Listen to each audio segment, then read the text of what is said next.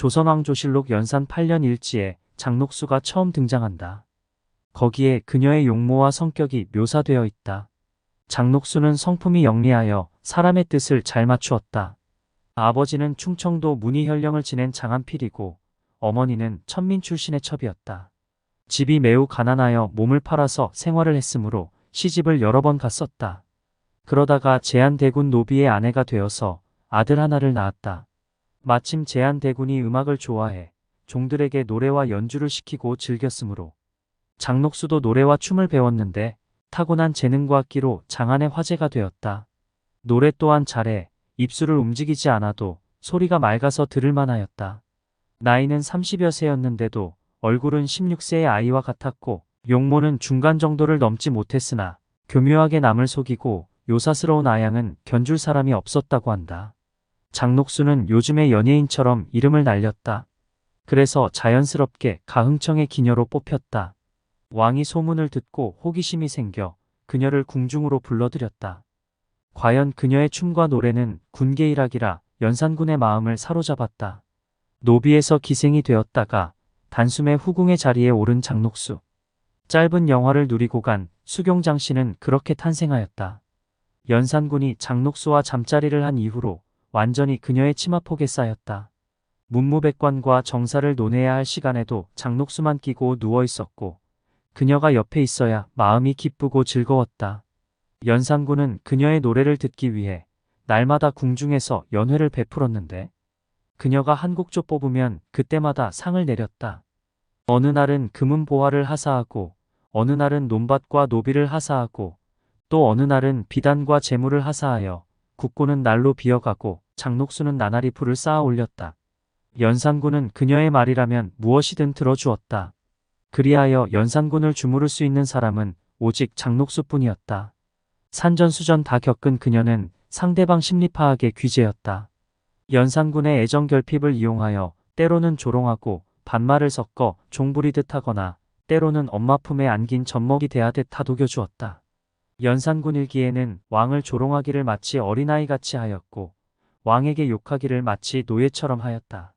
과인의 권세는 모두 그대를 위한 것이거늘 왕이 비록 몹시 노했더라도 녹수만 보면 반드시 기뻐하여 웃었으므로 상 주고 벌 주는 일이 모두 그의 입에 달렸다고 기록되어 있다. 연산군과 장녹수에 얽힌 수많은 일화가 전해 내려온다.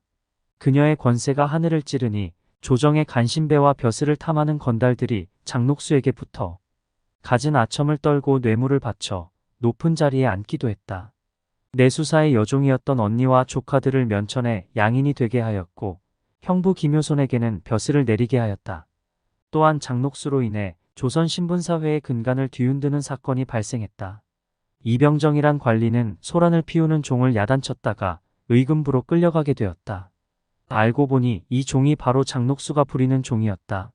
장녹수는 자신의 종을 모욕하는 것은 곧 자기를 모욕하는 거라고 분노했고 연산군도 역성을 들어 이병정을 죽이려 들었다. 이병정은 가산을 정리해 뇌물을 바치고 겨우 목숨을 건졌다고 한다. 또한 장녹수의 치마를 밟았다는 이유로 왕이 나서서 옥지화라는 기생의 목을 베어 여기저기 돌려보인 후 거리에 전시한 일도 있었다.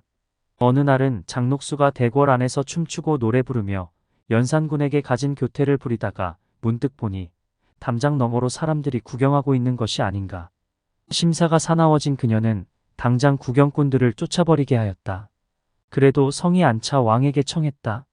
대궐의 담장을 높이 쌓아 구경꾼들이 쳐다보지 못하게 하여 주시옵소서. 그 말을 들은 왕은 담장을 높이 쌓고 대궐을 엿보는 자를 처벌하라는 명령을 내렸다. 또 어느 날 대궐에서 연회가 무르익어가는 중이었다. 왕은 장녹수를 무릎에 앉힌 채 얼이 빠진 표정으로 춤추는 어떤 계집에게 눈이 팔려 있었다. 그 눈길을 따라가니 전향과 수금비라는 아리따운 여인이 나풀나풀 춤을 추고 있었다. 장녹수는 직감적으로 느꼈다. 전현들을 그냥 두면 안 되겠구나. 얼마 후 그 둘을 밤낮으로 왕에게 모함하여 능지처참을 당하게 만들었다. 능지처참이란 사지를 찢어 죽이는 형벌이다. 두 여인은 요부 장녹수의 질투로 인해 영문도 모른 채 목숨을 잃은 것이다. 그러던 또 어느 날 간신 임사홍의 생일날에 성대한 잔치가 열렸다. 연산군도 장녹수와 함께 참석했다. 사대부 집안의 부인들은 기생 출신인 그녀를 반기지 않았고 한자리에 있는 것조차 거북해했다.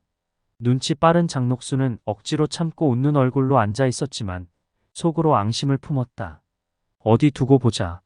장녹수는 그 부인들의 가슴에 달려있는 명패를 기억해 두었다가 대궐 연회에 부부동반으로 참석하라고 이른 다음 때때마다 연산군이 한 사람씩 불러 욕보이게 하였다.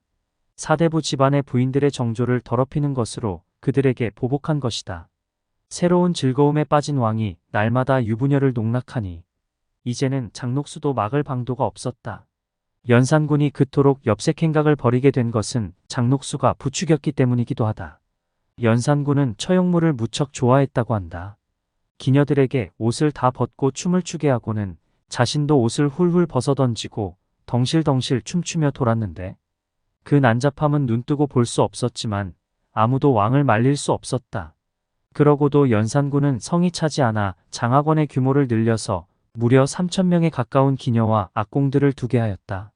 연산군은 경복궁 경회로에서 기생들과 잔치를 벌이며 놀았는데 그 호화로움이 이루 말할 수 없을 정도였다고 한다. 연산군이 왕위에 오른 지 어언 10여 년.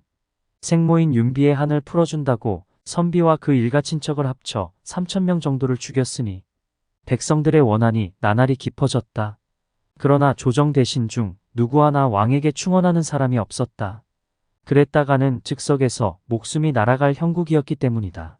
장녹수에게 빠져 날로 방탕이 심해지고 또한 광포한 짓이 많으므로 소의 왕후가 걱정이 되어 누차 타일렀지만 도리어 왕의 원망만 사게 되었다. 이제 대궐에는 간신들만 판을 쳤다. 그리하여 민심은 연산군에게서 완전히 돌아서고 말았다. 반란이 일어나기 일주일 전 연산군은 후원에서 나인들과 놀면서 불의의 변고를 예감한 듯 인생은 풀잎에 맺힌 이슬 같아서 만날 때가 많지 않음을 하며 두어 줄 눈물을 흘렸는데 여러 계집들은 몰래 서로 비웃었고 유독 장녹수와 전비만 슬피 흐느꼈다. 왕이 그들의 등을 어루만지며 이르기를 지금 태평한 지 오래이니 어찌 불의의 변이 있겠느냐마는 만약 변고가 있게 되면 너희들은 반드시 면하지 못하리라 하며 물건을 각각 하사하였다.